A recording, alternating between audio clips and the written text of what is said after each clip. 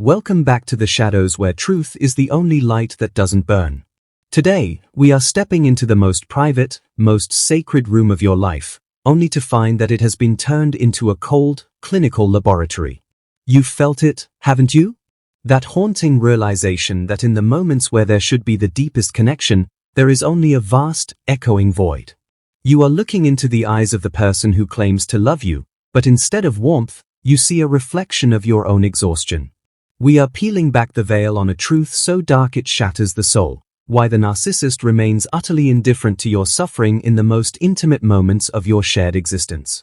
Imagine a stage set for a grand romance, where the music is playing and the lights are low, but the lead actor is only interested in his own lines. To you, intimacy is the ultimate bridge between two souls, a surrender of ego and a celebration of vulnerability. To him, it is a transaction, a conquest, and a theater of dominance. While you are seeking a sanctuary, he is seeking a trophy. The suffering you feel, the emotional disconnect, the physical coldness, the sense of being used, is not a tragedy to him. It is simply noise that he has learned to tune out. He isn't ignoring your pain because he's distracted, he's ignoring it because, in his world, your pain doesn't have a seat at the table. We have been conditioned to believe that love is a reciprocal exchange, a dance where both partners are attuned to each other's heartbeat. But when you are dealing with a predator of the psyche, the dance is a solo performance. You are not a partner, you are a prop. You are the mirror that must reflect back his perceived greatness, even as your own light is flickering and dying. The question that keeps you awake at 3 a.m. isn't just about his lack of empathy. It's about the sheer, terrifying absence of a human connection in a moment that defines humanity.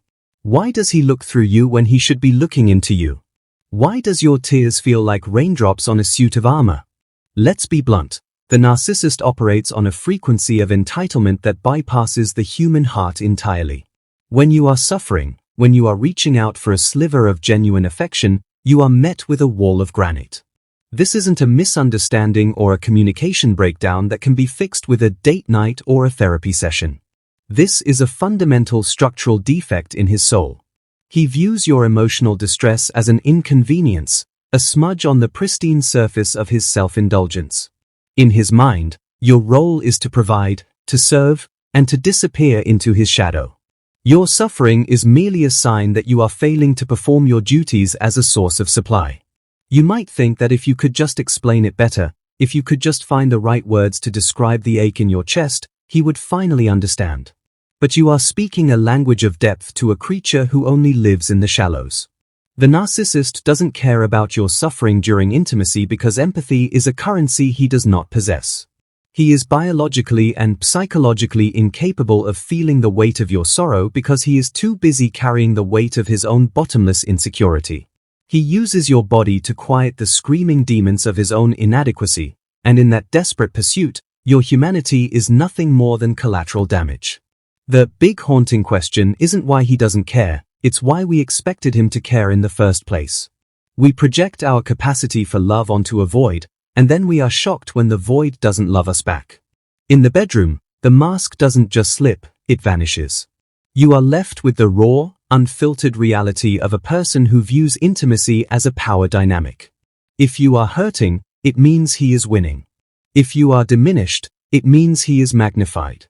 This is the secret knowledge they don't want you to have. His indifference is a weapon used to keep you in a state of perpetual hunger, always begging for the crumbs of a soul he never had. Think of the last time you felt that coldness, that moment when the air left the room and you felt more alone than if you were actually by yourself. That wasn't an accident. That was a calculated withdrawal of warmth. The narcissist uses intimacy as a tool for intermittent reinforcement. He gives just enough to keep you hooked, then pulls away just as you begin to trust. When you suffer during this process, it confirms his power over your emotional state. He isn't just ignoring your pain, he is feeding on the fact that he has the power to cause it or ignore it at will. You are the instrument, and he is the tone-deaf musician playing a song of discord. This is a journey into the dark heart of the narcissistic matrix, where the concept of us is a fairy tale told to keep the victim compliant. In the following chapters, we are going to break down the terrifying mechanics of this indifference. We will explore why your vulnerability is viewed as a weakness to be exploited rather than a gift to be cherished. This isn't just about sex, it's about the total erasure of your personhood in the moments where you should be most seen. We are going to expose the hidden motives that drive this cruelty and the psychological chaos that he hides behind his stoic, uncaring facade. You have been gaslit into thinking that maybe you're too sensitive, or maybe you're demanding too much. I am here to tell you that your intuition is your survival kit. That off feeling, that sense of being discarded in the middle of an embrace, is your soul screaming for air. The narcissist doesn't care about your suffering because caring would require him to acknowledge that you are a separate human being with your own needs and boundaries. And to a narcissist, the existence of your needs is a direct threat to his absolute sovereignty. He must diminish you to maintain the illusion of his own height. Brace yourself, because the truth we are about to uncover is not comfortable. It is a cinematic descent into a psychological war zone where the stakes are your very sense of self. We are moving past the surface-level excuses and diving straight into the predatory logic of the narcissistic mind. By the end of this, you won't just understand why he doesn't care, you will see the blueprint of his manipulation so clearly that he will never be able to hide behind that mask again. The exposure begins now. Don't look away, because the moment you stop looking is the moment he wins. To understand why the narcissist remains unmoved by your pain, we must first enter the sterile, echoing halls of his internal world.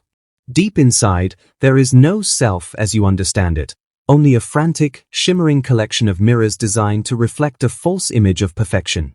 Because he lacks a core identity, he cannot relate to yours. When you suffer, it is as if a character in a movie is crying. He sees the tears, he hears the sobs, but he feels absolutely nothing. He is a spectator in his own life, and you are merely an extra in a scene he has already scripted for his own gratification. The narcissist views intimacy through the lens of narcissistic supply. You are not a lover, you are a battery. He plugs into you to recharge his sense of dominance, masculinity, or desirability. When you express suffering or a need for emotional connection, you are essentially malfunctioning in his eyes. Imagine a car that starts smoking while you're trying to drive it to a party. You don't feel empathy for the car, you feel frustrated that it's inconveniencing you. This is the brutal reality of his perspective. Your pain is a mechanical failure that interrupts his pleasure, and he resents you for it. This indifference is rooted in a psychological defense mechanism called splitting.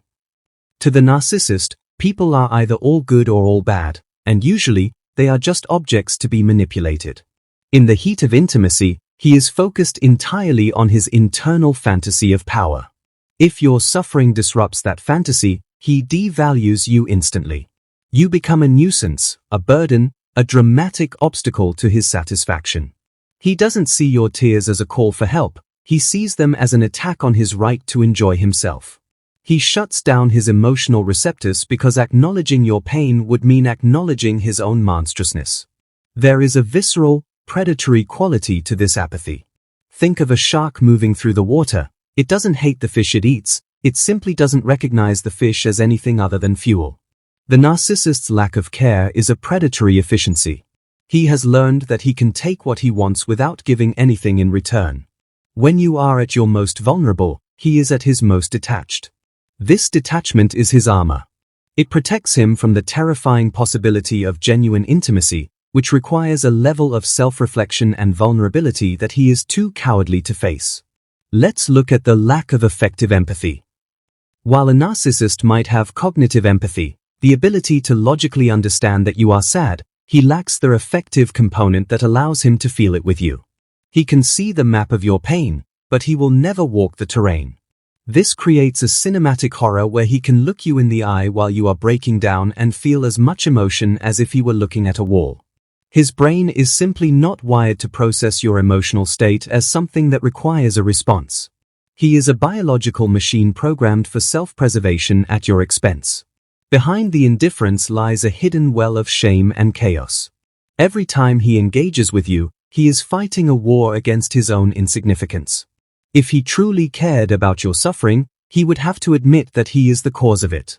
His ego cannot handle that truth. Therefore, he must rewrite the narrative in real time. He tells himself that you are crazy, too much, or trying to ruin the moment. By blaming you for your own suffering, he absolves himself of all responsibility. He stays clean while you are left to drown in the mud of his making. He uses your suffering as a benchmark for his own control. There is a dark, twisted satisfaction in knowing that he can affect you so deeply while remaining completely unaffected himself. It is the ultimate power trip.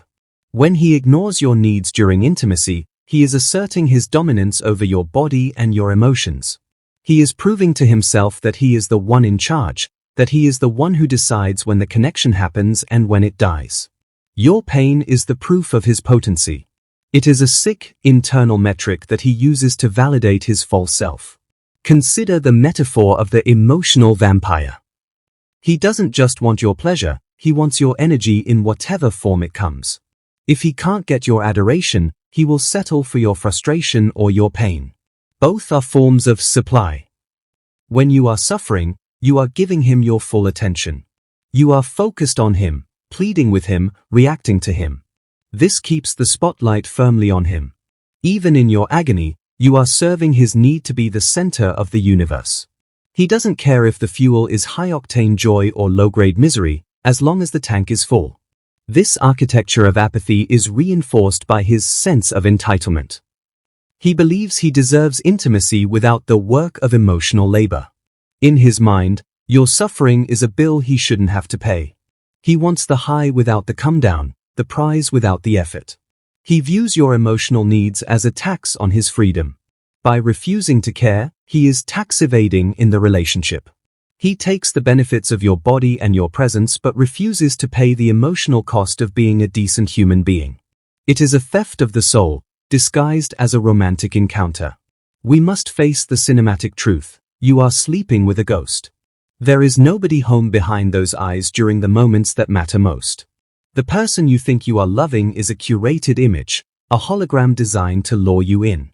Once you are in his grasp, the hologram flickers and reveals the cold, unyielding machinery underneath. He doesn't care about your suffering because he doesn't truly believe you are real, in the way he is real. You are a character in his play, and characters don't have feelings, they only have lines. And your line, according to his script, is to be silent. There comes a moment in every victim's journey where the cognitive dissonance finally snaps. It's that cinematic turning point where the music stops and the lights get harsh. You realize that you aren't just unlucky in love, you are being systematically dismantled. The power shift begins when you stop asking, "Why is he doing this?" and start seeing what he is actually doing. When you stop pleading for empathy and start observing his behavior with the cold, clinical eye of a scientist, the narcissist's grip begins to loosen. He feels this shift instantly. The narcissist is a master of the invisible leash. He keeps you close through a mixture of charm and cruelty, ensuring you are always off balance. But when you start to withdraw your emotional investment, when you stop crying for his attention during those cold nights, his internal alarm systems go off. He realizes that his supply is becoming self-aware. He sees that you are no longer a passive prop in his play. This is the dramatic shift where the hunter realizes the prey has stopped running and started looking him directly in the eye. It is terrifying for him. When his control over your emotions fails, the narcissist doesn't become more loving, he becomes more desperate and more dangerous. He might try to hoover you back in with a sudden burst of false intimacy, a love bomb designed to reset your boundaries. But it's different now. You see the strings. You see the mechanical nature of his affection. The suffering he ignored before is now the very thing he tries to weaponize. He might mock your pain or accuse you of being cold, projecting his own defects onto you with a ferocity that borders on the hysterical. This is the psychological plot twist. His indifference was always a facade for his intense fear of being found out. If he truly didn't care, he wouldn't work so hard to diminish you. He ignores your suffering because if he acknowledged it, he would have to acknowledge your power to be hurt by him. And if you have the power to be hurt, you have the power to leave. He must keep you in a state of diminished capacity so that you never realize you have the key to the cage. The moment you realize your suffering is a choice he makes, he loses his divine status in your mind. Watch his reaction when you set a hard boundary during intimacy. When you say no or I need more than this, the mask of the cool, detached lover crumbles into a snarling mess of rage. He cannot handle a partner who has a voice. He demands total submission, not just of the body, but of the will. If your suffering makes you speak up, he views it as a rebellion. He will escalate his indifference into active hostility, using silence as a weapon or gaslighting you into believing that your very valid needs are signs of mental instability. The cinematic tension rises as you begin to reclaim your narcissistic supply. You start seeking validation from within or from healthy sources, rather than from his barren soul. This is a direct threat to his survival. To a narcissist, your independence is a declaration of war. He will try to sabotage your healing by creating chaos cycles, sudden arguments, false accusations, or intense emotional withdrawals right when you are starting to feel strong.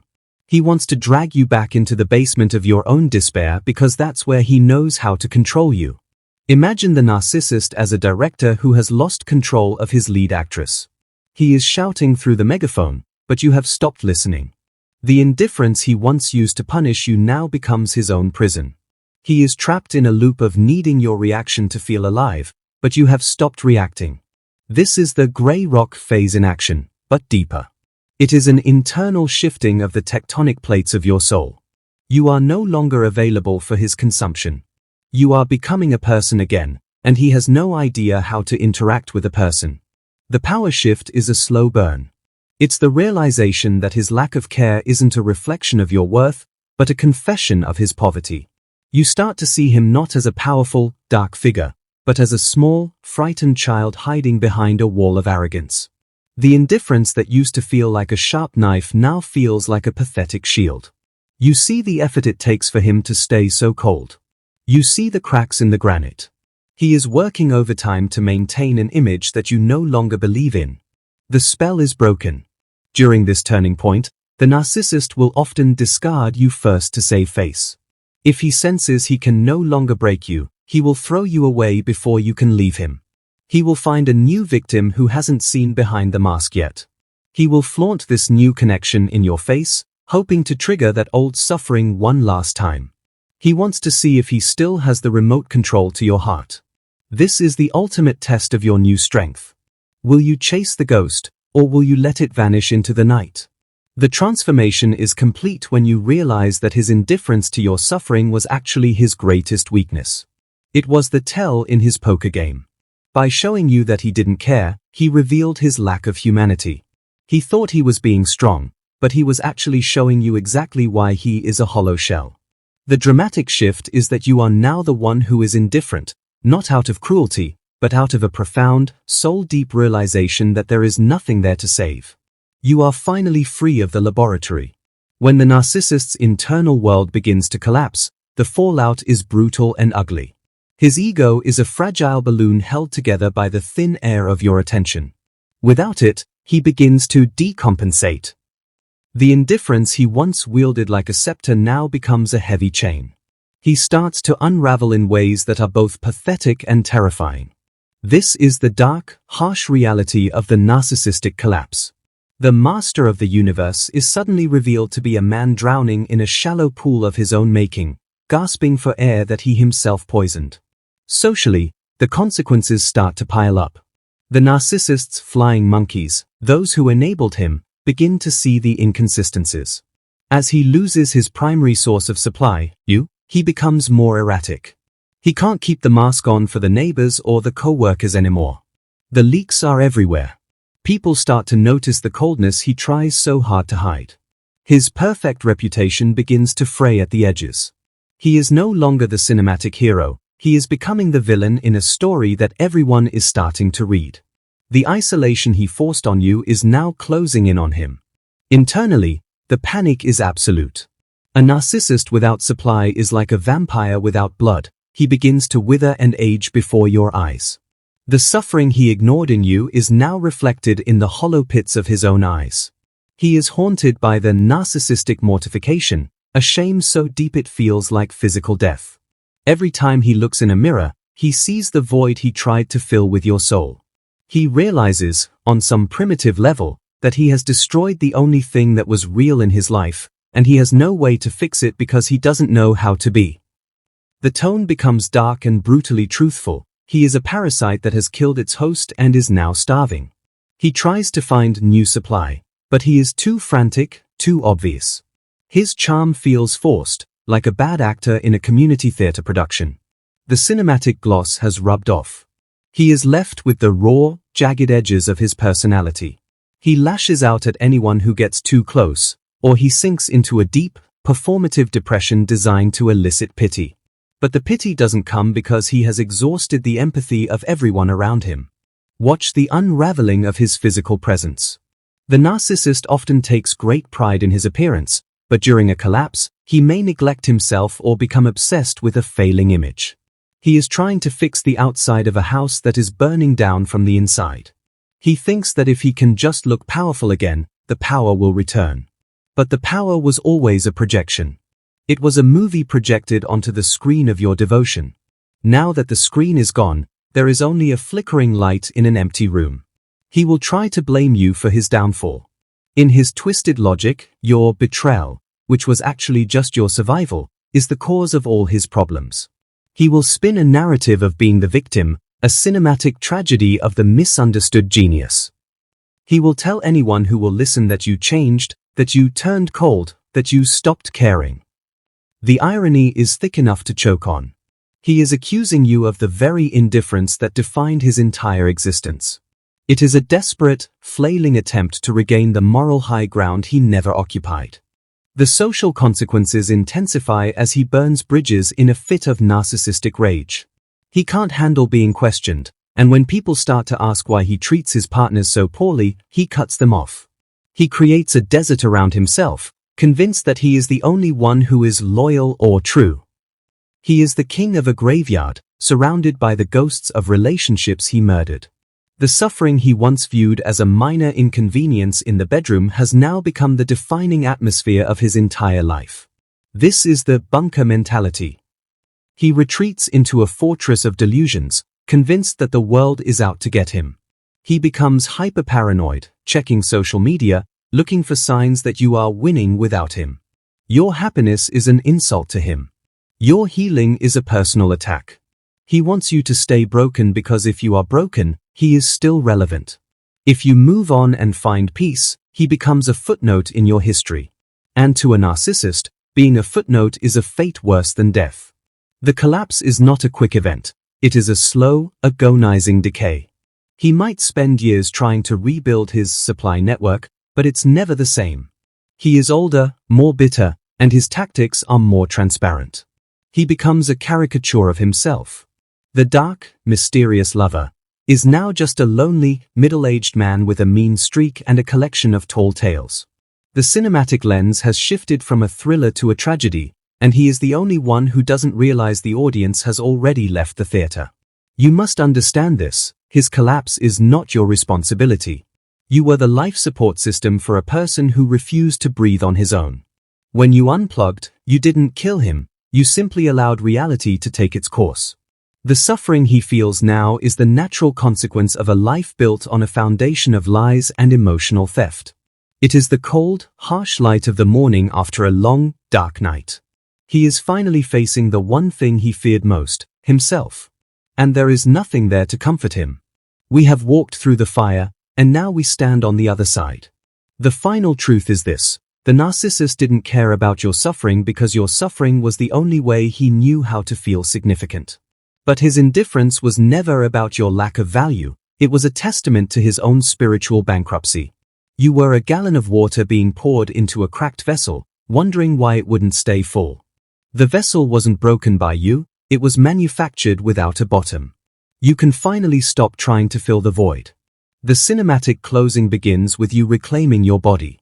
For too long, you felt like a guest in your own skin, a resource to be harvested. Now, you realize that your physical and emotional being is a sacred temple, not a playground for a predator. The moments of intimacy that were once stained by his coldness are being scrubbed clean. You are learning that genuine connection is not a performance, it is a safe harbor. You are breathing air that isn't heavy with his expectations or his silent judgments. You are home. Empowerment is not just a word, It is the act of taking your supply back. All that energy, all that focus, all that desperate love you poured into a black hole, you are now turning it inward. You are becoming your own source of light. This is the ultimate secret knowledge. You were always the one with the power.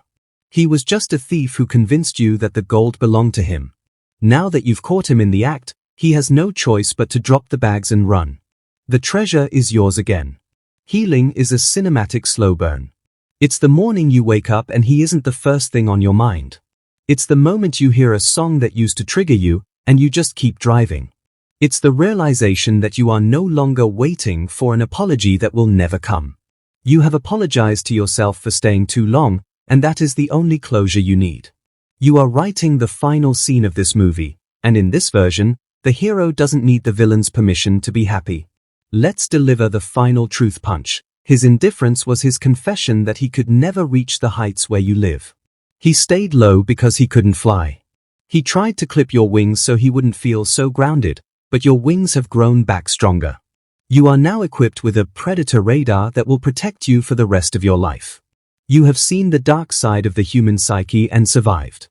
That doesn't make you damaged, it makes you an initiate in the mysteries of the soul. You are a warrior of empathy. Provide yourself with the emotional closure he denied you. Look into the mirror and say the words he was too cowardly to utter. You are seen. You are heard. You are precious. Your pain was real, and it mattered. By validating your own experience, you break the final link of the narcissistic chain. You are no longer waiting for a judgment from a biased judge. You have vacated the courtroom. The case is dismissed. You are the judge, the jury, and the architect of your own future. The cinematic atmosphere shifts to one of peace and clarity. The dark, heavy music has faded, replaced by the sound of your own steady heartbeat. You are no longer living in a state of hypervigilance. The psychological warfare is over because you have laid down your arms and walked off the battlefield. There is no victory in fighting a ghost. The only victory is in living a life so full and so authentic that the ghost can no longer find you in the crowd. You are invisible to him now because you are too bright. Think of the survivors who are watching this right now. You are part of a tribe. You are part of a global awakening of people who have stared into the abyss and refused to blink. We are the ones who know the truth about the masks. We are the ones who can spot the coldness behind the smile in 3 seconds flat. We are the guardians of the light. Your suffering was the price of admission to a level of consciousness that most people will never understand. Wear your scars like medals of honor. As we close this documentary of the soul, remember that the narcissist's indifference was the greatest gift he ever gave you. It was the catalyst for your awakening. It was the no that forced you to say yes to yourself. If he had been just nice enough, you might still be there, slowly evaporating in his shadow. His cruelty was the alarm clock that woke you up from a nightmare. Thank the universe for the coldness that made you seek your own fire. You are finally, irrevocably, warm. The narcissist stayed in the dark, but you chose to walk into the sun. He is a memory of a lesson learned, a ghost in a machine that has been dismantled. You are the author of your own story now, and the pages ahead are blank, waiting for your joy. This is your life, and it is no longer a shared stage. It is your sanctuary. You have found the secret. The only person who ever needed to care about your suffering was you, and you finally do. The void didn't break you, it just showed you how much light you were already carrying.